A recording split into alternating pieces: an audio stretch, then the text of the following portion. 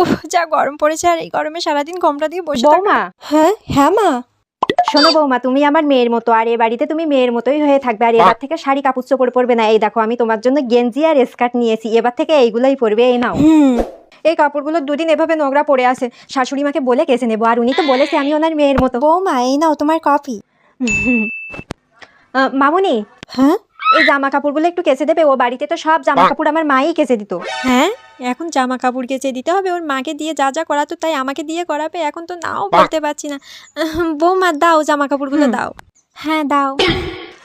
মামুনি, আর একটু দাঁড়াও। হ্যাঁ, আবার দাঁড়াতে বললো কেন? আবার কি কাজ বলবে? মামুনি, আজকে রান্নাটা তুমিই করে নিও। হ্যাঁ, আবার দুপুরে রান্নাও করতে হবে? বলছি কি বৌমা, মাজায় ব্যথা। আচ্ছা ঠিক আছে, আমি করে নেব। আচ্ছা। ভাবছিলাম বৌমাকে একটু স্বাধীনতা দিলে আমার সাথে মিষ্টি মিষ্টি কথা বলবে, আমার গা হাত পা টিপে দেবে, দুটো ভালো মন্দ রান্না করে খাওয়াবে, তা নয় কোথায় আমার মাথায় চড়ে বসে।